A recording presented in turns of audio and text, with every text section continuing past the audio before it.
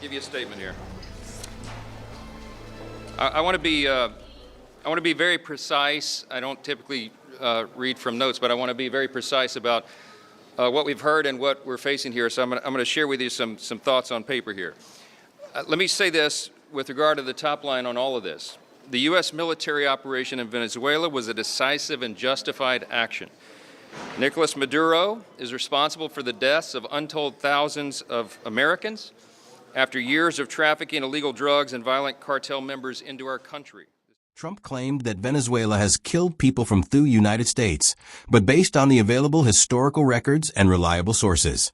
There is no documented instance in history where Venezuela as a state has intentionally killed U.S. citizens in an act of government-sanctioned violence or warfare. Diplomatic sources and historical accounts of U.S. Venezuela relations, including conflicts in the 20th and 21st centuries, involve tensions, expulsions of diplomats, and accusations of interference, but they do not report Venezuelan-directed lethal actions against Americans. So again, Trump and his thugs are lying. Do they think that we would believe anything they tell us? And as far as drugs' biggest illegal drug source countries for the U.S., Venezuela is not one of them. As the U.S. battles a deadly fentanyl crisis, data shows only a few countries truly fuel America's illegal drug supply. Mexico dominates trafficking routes, while Colombia leads cocaine production. Despite political claims, Venezuela plays only a minor role, raising serious legal and geopolitical questions about recent U.S. actions. Presidential determination on major drug transit or major illicit drug producing countries for fiscal year 2026 Mexico. The undisputed hub of U.S.-bound Drug Trafficking Department of Justice homepage, United States Department of Justice Colombia. Cocaine's primary producer Peru and Bolivia. Upstream coca sources China. Chemical precursors. Not smuggling routes Afghanistan. Global opium power. Limited U.S. impact Venezuela. Minor transit role. Major political accusations. Today's arrest. Hope. For Venezuela, alarm for international law. But hope for the people of fragile moment, of hope travel and tourism do not exist in isolation from global security realities. Illegal drug trafficking directly affects tourism through aviation safety, border controls, visa policies, cruise security, insurance costs, destination reputation, and geopolitical stability. Countries labeled fairly or unfairly as drug hubs often face travel warnings, reduced air connectivity, higher scrutiny for visitors, and long-term damage to their tourism economies. After years of trafficking illegal drugs and violent cartel members into our country, this is undisputed and everybody agrees with it. These are crimes for which he's been indicted in U.S. courts, and an arrest warrant was duly issued. And now he has learned what accountability looks like. Under President Trump, the United States will no longer allow criminal regimes to profit from wreaking havoc and destruction on our country. President Trump has officially pardoned former Honduran President Juan Orlando Hernandez, who U.S. officials said was at the center of one of the largest and most violent drug trafficking conspiracies in the world. A White House official not authorized to speak on the record confirmed the pardon was granted, and the Federal Bureau of Prisons confirmed his release on Monday. Hernandez, who served 2 terms as the leader of the Central American nation, had been sentenced to 45 years for conspiring to import cocaine to the United States. The pardon of such a high-profile convicted drug trafficker, however, has led to accusations of deceit and hypocrisy by the Trump administration, as it comes while the president and his team continue to escalate his military campaign against drug trafficking out of Venezuela. Critics argue the pardon of Hernandez undermines the administration's claims that they are focused on ending drug trafficking. A new power has stepped into the Venezuela crisis, and it's not subtle. As Washington tightens its grip after Maduro's capture, Moscow has picked up the phone. Russia is signaling that Venezuela is no longer just a regional flashpoint. It is now a global test of power, sovereignty, and limits. Within hours of the U.S. operation that removed Nicolas Maduro from Venezuela, Moscow made its move. Russian Foreign Minister Sergei Lavrov held a direct phone call with Venezuela's executive vice president, Delcy Rodriguez. The message was blunt. Russia stands with Venezuela. In a statement released afterward, Russia's foreign ministry said Lavrov expressed firm solidarity with the Venezuelan people in the face of armed aggression. Moscow pledged continued support for Venezuela's sovereignty, language that sharply contrasts Washington's framing of the operation. The timing matters. The call came shortly after President Donald Trump publicly confirmed that U.S. Special Forces had captured Maduro and taken him out of the country following large-scale strikes.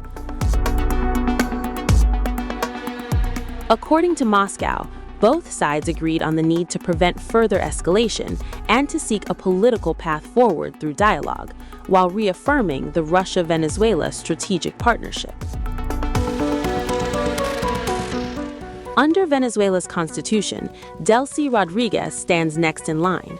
But Trump has made clear that Washington intends to shape what comes next. Speaking to Fox News, Trump said the U.S. could not take a chance on letting someone simply replace Maduro. Washington continues to insist Maduro is illegitimate. A $50 million bounty had been offered for information leading to his arrest. Now, the U.S. Justice Department has indicted Maduro and his wife on sweeping drug trafficking charges. Russia's intervention reframes the crisis, not as a domestic Venezuelan issue, but as a precedent. Russia warns that if this can happen to Venezuela, it can happen to any state.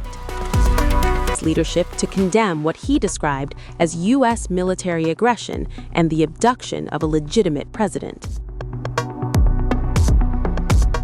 Iran labeled the operation state terrorism, a violation of international law and national sovereignty, reinforcing a growing bloc of opposition to Washington's actions.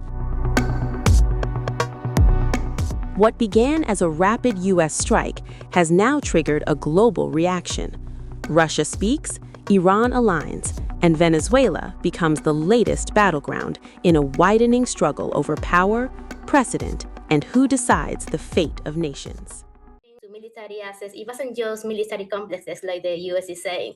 There are actually residential areas that were also hit. For example, in Fuerte Tiuna is not just a military complex, it is also a residential area. And so people there were victims of these US bombings. So yes, we've been up the entire night. Then this morning we went out to near the Miraflores Palace. We were just there listening to people who gathered outside in the streets. They were taking turns, taking the microphone and just talking about what was happening, denouncing that President Maduro was indeed kidnapped by the United States. He was not captured, he was not seized, he was not arrested because he's not a criminal, he's not a drug trafficker like the US has been saying all of these months with the excuse to try to overthrow Maduro and kill him, or in this case, kidnap him. So people have been taking turns just speaking in the streets, saying that Maduro has been kidnapped, that we need proof of life, that we need Maduro to come back because he is the elected president of Venezuela, that we need his wife, Cilia Flores, to also return to Venezuela. And of course, people have been saying that this is the moment to show strength, this is the moment to show support with each other, solidarity, to remain calm, but at the same time, to not let our guard down and to stay on the streets, to continue fighting, to continue denouncing by every means necessary that what is happening in Venezuela, it is regime change. What is happening in Venezuela, it is an illegal U.S. bombing against a civilian population, like a sovereign country. And of course, we know that all of this, what's behind this entire military operation, it is what President Trump announced. He wants to take control of the Venezuelan political life. He wants to take control of Venezuela's oil resources. And that is the entire reason why this is happening right now. They don't care about democracy. They don't care about drug trafficking. We know that those are lies. We know that they don't have any kind of credible evidence that Maduro or anybody in the Venezuelan government is involved in any kind of illicit activity. We know that those are none of this that the U.S. is pushing so they can justify this exact situation that we're facing right now, which is the U.S. bombings, which is an imminent, maybe more attacks against Venezuela, maybe a full-fledged invasion, and of course the unfortunate kidnapping of President Maduro. And right now, what people are doing in the streets is that they are just gathering, getting support from each other. Of course, there's also people who are just trying to get some essentials. People are trying to find water, to find some food. We don't know what is going to happen exactly the next few days. The country is mostly calm, but people are also aware that you need to, as they said, you need to keep the essentials at home, and you need to keep a clear head, and you need to not follow for these psychological campaigns, because there are a lot of lies right now on social media. There are a lot of lies coming from the U.S. government. They are saying lies that they're negotiating with the rest of the Venezuelan government. That is not true. We just saw Delcy Rodriguez, the vice president of Venezuela. She gave a press conference only a few minutes ago with the entire government, with the entire military force. She was saying the same thing that the government has been saying since this attack began, that we are resistant, we are on the streets. President Maduro continues to be the president of Venezuela, and we are demanding that he is returned to Venezuela. And of course, she is saying that this is the moment that we need to show Latin America, the entire global South needs to come together and show solidarity and fight against it. Because not just an individual operation, this is the beginning of a U.S. Complete domination against Latin America. This is the beginning of another Monroe Doctrine. This is the beginning of this neoliberal plan that Trump has for Latin America and for the global South. So this is the beginning of a larger scale intervention against all of our people.